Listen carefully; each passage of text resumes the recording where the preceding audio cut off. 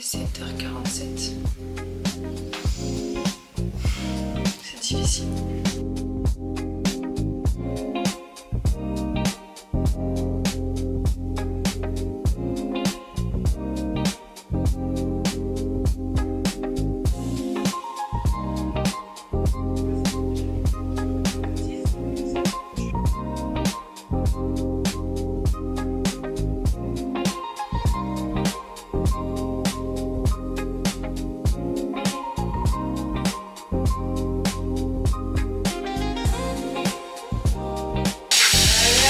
C'est parti.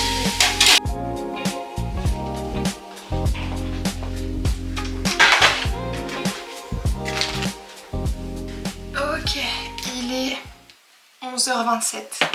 J'ai tellement faim. Du coup on s'est fait des croques. Enfin bref, on s'est fait à manger avec ma maman. Là je vais m'installer et vous savez ce que j'ai envie de faire de mon temps libre de ce matin? Regarder la suite de la trilogie Rouge Rubis. Donc je crois qu'après c'est Bleu Saphir. Et voilà, let's go, on va se faire ça. Ah oui, et ça s'est super bien passé. Il y a des heures de conduite. Voilà. En fait, je crois pas que je vais regarder la trilogie. Je vais le regarder plus tard, hein, bien sûr. Mais j'ai souvent vu des extraits sur TikTok du nouveau film avec ces acteurs-là. Et je pense que je vais le regarder. Ça s'appelle The Map That Leads to You. Parce que en fait j'ai envie de m'énerver contre son film. Non, j'ai envie de voir si je peux m'énerver contre ce film. Parce que les extraits m'ont énervé. Mais si le film se finit comme j'espère qu'il va se terminer, tout va bien se passer.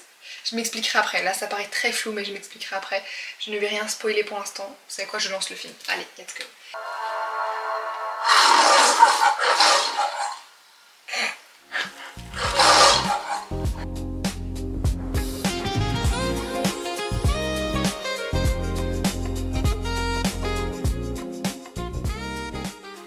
J'aime bien parce que le personnage principal, Heather, est très réaliste. Elle se méfie de lui. Et oui, on se serait tous méfiés de lui dans cette situation. Donc merci de faire quelque chose de réaliste. Lui ressemble à un mec qui peut exister aussi. Il est un peu bizarre mais franchement ça passe. Il y a vraiment des mecs qui se comportent comme ça. Donc j'aime bien ce film pour le côté réaliste qu'il apporte à l'histoire.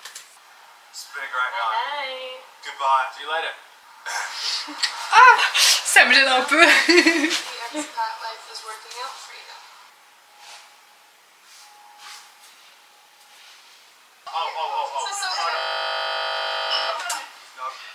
Connie, Amy and I were taking pictures. Did you think that we were emptying back then? The 1940s, somehow you're above it? Elle s'exprime très bien et elle dit les termes, C'est pour ça que je regarde ce film, parce que j'avais vu cet extrait, j'étais en mode ah ça m'énerve tellement. Mais c'est bien, je trouve que le film est bien. Je doutais pas en soi que le film soit mauvais. Je voulais juste voir comment ils allaient construire ça et comment j'allais être énervée contre ce personnage. Je voulais juste voir ça. Non, en vrai je suis pas tant énervée. Mais j'aime bien la manière dont elle lui répond.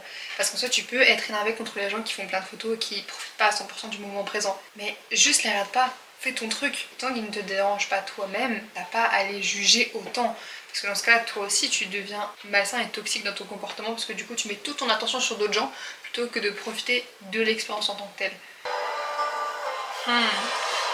Ok, ça va, il se rattrape bien. Il se rattrape bien. Il m'énerve parce que je suis un peu comme elle sur certains points, j'aime bien planifier les choses. Peut-être pas autant que ce qu'elle fait, mais j'aime bien planifier les choses. Et là, il lui demande de rater un avion. Déjà qu'elle a repoussé les choses, déjà qu'elle reste avec toi, ok. Mais là, c'est beaucoup demandé. Et je suppose qu'elle va dire oui, puisque c'est un film. Mais, frérot, je te connais pas tant que ça. Si j'avais été à sa place, j'aurais dit ça, tu vois. Alors, je ne te connais pas tant que ça. On s'est embrassé une fois. Ok, on a fait un petit bout de temps ensemble. Quelques jours ensemble, mais je ne vais pas rater un avion à cause de toi, alors non. Surtout si après elle doit s'installer parce qu'elle va dans une nouvelle ville et qu'elle va bosser et tout. C'est pas le moment de te mettre un stress supplémentaire pour un garçon. Je sais pas, ça me paraît complètement lunaire.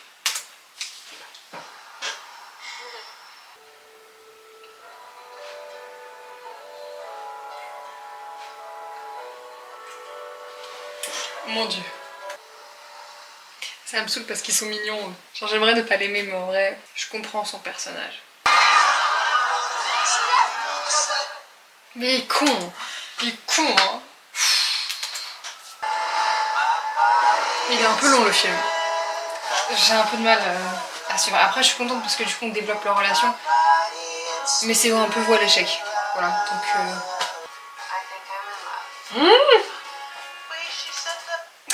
Ben voilà, c'est ça le souci. Tu restes pour un garçon, tu tombes amoureuse de lui et après, il va te briser le cœur. Peut-être tu es un peu aigrie. Mais c'est évident dans cette situation. Voilà. Ça me saoule. Mais le film est bien. Il est un peu lent. J'ai un peu de mal avec le rythme. Mais en même temps, c'est cool parce que du coup, on apprend vraiment à connaître les personnages. Et je trouve que chaque personnage est très bien écrit. Même les amis, elles sont bien écrites. Donc c'est vraiment cool. Ça fait du bien de voir un film qui a pris du temps sur ses personnages. Donc même si en soi, je trouve qu'il y a un petit souci de rythme dans le montage, franchement, les personnages sont vraiment bien écrits. Donc c'est très agréable à regarder. Oh! Ça me fait trop rire parce que ça fait 2 fois qu'elle est en FaceTime avec son père. Mais quand on montre l'écran avec son père, il n'y a pas de retour de sa tête à elle. Mais quand tu fais un FaceTime, normalement toujours ta petite tête sur le côté. Ah, il m'énerve! Mais elle agit bien, franchement. Ma grande, tu dis les termes, tu fais les choses. Hein. Vraiment, waouh! Les hommes, putain. Oh waouh. Oh mon dieu. Oh. Je dis pas que tous les hommes sont chiants, hein, mais... Oh. Ah là là là là. Mais il joue bien, hein. Il joue bien parce que c'est très réaliste. Mais oh, ça m'énerve tellement. Ça m'énerve tellement parce qu'il agit comme si c'était elle qui était chiante et qui posait des questions bêtes alors qu'elle veut juste éclairer la situation pour être sûre qu'ils soient sur la même longueur d'onde. Et les frères en mode pourquoi tu poses des questions? Don't be ridiculous. Mais va te faire enculer. C'est quoi ça? Non mais oh ça m'énerve. Je pense que c'est pour ça que je voulais voir le film. Parce que je voulais m'énerver contre lui. Mais l'acteur, Kadji Apa, joue super bien. Parce que bah, c'est hyper réaliste. Et les personnages ont une vraie profondeur. Donc tu comprends pourquoi il agit comme ça et tu comprends pourquoi elle agit comme ça. Mais du coup je suis contente parce que c'est je pense une des premières fois dans un film que je vois une relation aussi réaliste. Et du coup c'est un peu inconfortable à regarder parce que t'es en mode non moi je veux qu'on me vende du rêve. Mais c'est la réalité ça, donc vraiment leur comportement est très réel.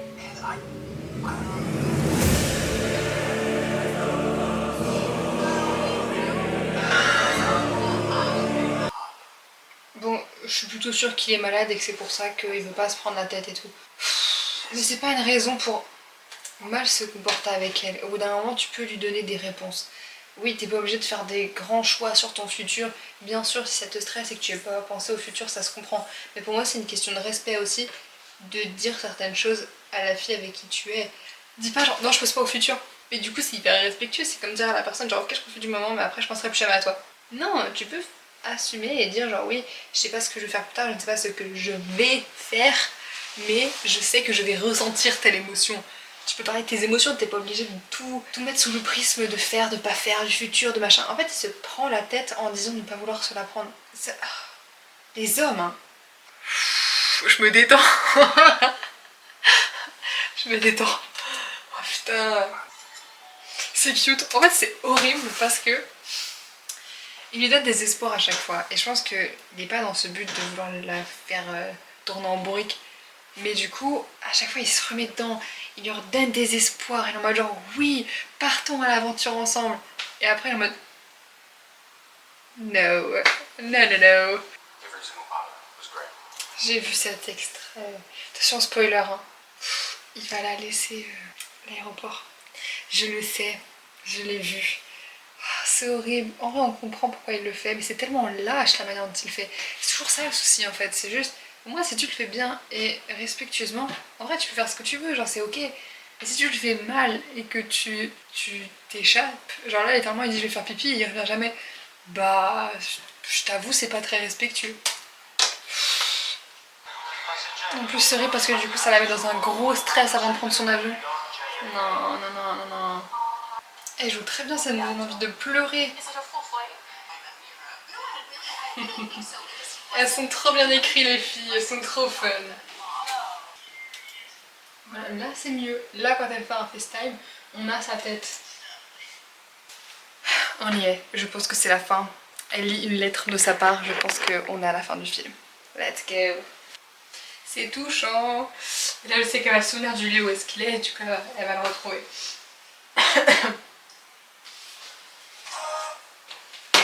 Ok, bon, en reste un beau film.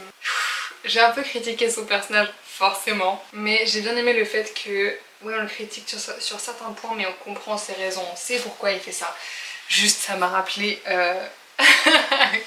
que ça me saoulait quand les gars faisaient ça, mais le fait qu'ils s'excusent, qu'ils prennent ses responsabilités et qu'il y ait une vraie raison derrière, bah du coup ça rend vraiment bien. Enfin, on comprend vraiment ses actions et ça marche bien dans l'histoire. Et la fin est très mimi. Après, ce que je critiquerais de ce film, c'est plus sa notion de rythme. Malheureusement, au milieu, c'est un peu lent. Et je pense qu'il montre beaucoup de détails qui sont peut-être pas nécessaires. Mais moi, j'ai quand même bien aimé. Dans le sens où, si tu te pousses à regarder et que tu restes, même si ça te paraît un peu long, bah en fait, tu découvres des personnages super bien écrits et qui paraissent tellement vrais. Donc ouais, même si forcément c'est une histoire et du coup c'est un peu exacerbé sur certains points, dans le fond, ça reste des bons personnages et une situation qui te paraît réaliste. Donc c'était très agréable à regarder. Mais ouais, un petit peu plus de dynamisme n'aurait pas été de refus. Je pense que je vais mettre 3,5 sur 5 sur Letterboxd. Et là je pense que je vais aller faire une sieste. Oh, une petite sieste hein. Je voulais filmer un petit peu ma sieste pour faire un effet rigolo.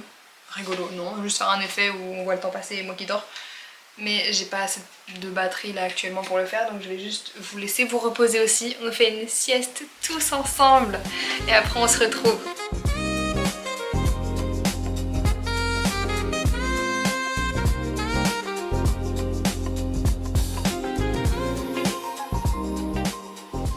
Bon, il est 16h37. J'arrive pas à faire des trucs, je suis complètement bloquée dans une boucle. J'ai pas envie de faire le montage, j'ai pas envie de filmer mon vlog. Je sais pas pourquoi. Honnêtement, si ce sentiment persiste sur les prochains jours, je pense que j'arrêterai mon vlog. Mais en fait, je vous explique. Je vous explique. Là, j'ai passé, je pense, 1 heure à étudier YouTube, à regarder comment faire une bonne bannière YouTube, comment faire des vidéos patati patata, car moi je notais une liste d'idées de vidéos YouTube que j'ai envie de faire. Et du coup les vlogs ça m'ennuie un peu. Je sais pas comment dire. En fait c'était nécessaire pour moi de faire ça. Mais maintenant que je le fais, je sais pas. Je me dis est-ce que j'ai pas déjà assez appris? Est-ce que je peux pas déjà m'arrêter là maintenant? En même temps c'est fun et en même temps j'aime bien vous amener avec moi dans mon quotidien. Vous savez quoi? Faisons un récap de ce qu'on a fait pour l'instant.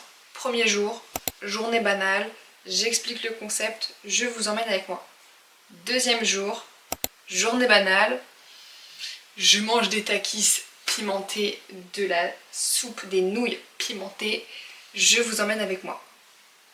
Tout ça en faisant mon auto-école. À la limite, vous m'aidez en fait à passer mes heures d'auto-école, c'est un support émotionnel. Bref, troisième vidéo, j'ai essayé de changer un petit peu mon quotidien, je me suis habillée j'allais dire Sabrina Carpenter. Je me suis habillée en Jenna Ortega et c'est une vidéo qui a fait pas mal de vues. J'ai vraiment fait genre 48 vues, mais pour moi c'est beaucoup. Mais donc c'est une vidéo qui a plu. Ensuite qu'est-ce qu'on a fait? J'ai écouté l'album de Sabrina Carpenter. C'était une journée banale mais on a cherché quelque chose à faire.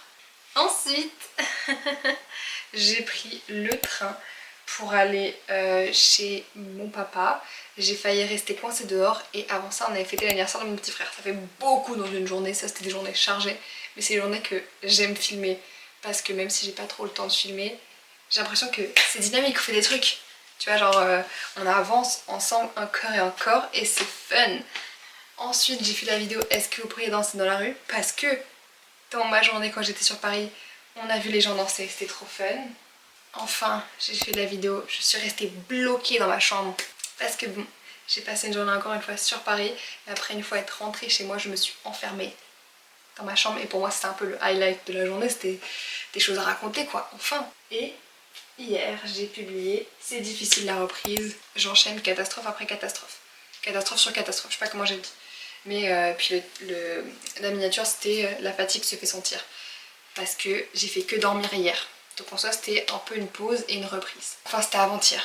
Là hier je sais que j'ai fait pas grand chose, j'ai quasiment rien à vous proposer. Et aujourd'hui je sais que je ne fais pas grand chose pour autant. Donc je ne sais pas quoi faire. C'est pas tant que j'aime pas faire ça, parce que j'aime bien filmer, j'aime bien faire du montage, mais j'ai l'impression qu'il n'y a pas de sens derrière. Tu sais, je me dis genre à quoi ça sert que je vous emmène avec moi si dans tous les cas j'ai pas une communauté qui est intéressée par ce que je propose. Après je fais ça aussi pour moi-même, c'est fun à regarder. Mais en même temps, si j'ai rien à faire, c'est juste moi qui papote et qui... Eh ben, je me lève comme tous les jours, je vais à mes heures de conduite, puis après je reviens, je vous dis que ça s'est bien passé, puis après je mange, puis après je regarde The Vampire Diaries, ou alors je regarde un film, et puis après je joue aux Sims un petit peu peut-être, et puis après je papote, après je me repose parce que je suis épuisée, après je travaille avec Gracia, et après je fais le montage. C'est la même chose tous les jours. Ah, et j'aime pas ça parce que ça me montre moi-même que je suis coincée dans une boucle et que j'arrive pas à en sortir, ou alors que j'ai fait peu d'activités pour en sortir. Autre option, ce serait de ne pas vlogger quand j'ai rien à montrer. Mais en même temps, le week-end qui suit, je fais un truc d'intéressant. Le week-end qui suit, on redémarre. Donc c'est ça que je me dis aussi, c'est genre, oui là j'ai eu quelques jours de plat, mais aussi parce que je sais que demain soir je prends mon train. Je retourne sur Paris. Et après il va de nouveau y avoir un calme plat. Donc je sais pas, là j'ai pas envie de monter. Et en même temps je me dis, je fais au moins ces vlogs là, je pense que c'est bien de les faire. Parce que dans tous les cas, je peux pas juste arrêter et ne pas monter ce vlog là parce que là c'est moi qui parle du souci avec vous. Et donc le temps que je fasse ça, tac tac tac tac tac, j'avancerai dans les journées. Autre idée, c'est que là je vlog jusqu'à mardi, comme d'habitude, normal. Ensuite, de mardi jusqu'à ma rentrée, je continue de vlogger, mais je vlog moins. Et je fais genre un seul vlog de, disons, moins d'une semaine. Un petit peu tout ce que j'ai fait cette semaine-là. S'il le faut, je peux le condenser en une seule vidéo. Et dire genre vlog, tac tac tac tac tac, et tous les numéros de vlog que je vais condenser en un seul. C'est une proposition. Je pense que c'est ce que je vais faire. Et puis après, je reprendrai à ma rentrée et un petit peu se remettre ensemble dans le circuit des cours. Là, je ne sais pas ce que je vais faire, il est quasiment 17h. Peut-être je vais aller prendre une douche avant que les Airbnb arrivent. Là, je pense que je vais travailler sur le projet avec Gracia. Donc je vous laisse tourner un petit peu et puis je verrai ce que je fais après.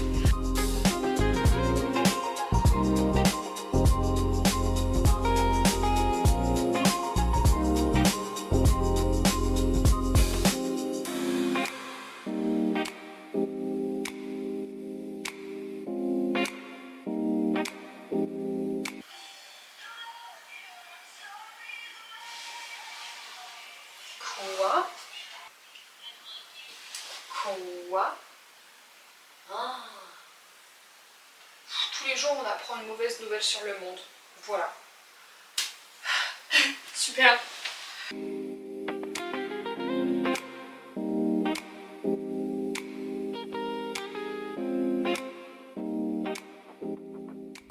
Ok, je n'ai plus de vidéo à partir de maintenant, à part mon outro. En fait, la vidéo est beaucoup trop lourde pour que je puisse la mettre dans ce montage et je me rends compte qu'elle n'est pas forcément nécessaire. C'est juste moi qui mange et qui regarde des vidéos YouTube et après qui travaille un petit peu avec Gracia, mais concrètement, je pense que c'est pas nécessaire. Je vais me permettre de juste vous laisser avec cet enregistrement pour vous expliquer un petit peu la situation et puis voilà, vous laisser terminer doucement ce vlog. Bisous! Bon mes petits loups, j'ai préparé mon lit, j'ai tout préparé pour aller faire dodo. Et en fait, je l'ai pas filmé parce que j'étais en grosse discussion avec Gracia.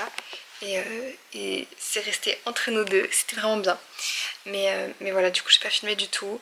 C'est pour dire que je sais même pas si je vous ai dit que j'avais publié la vidéo, que tout était fait.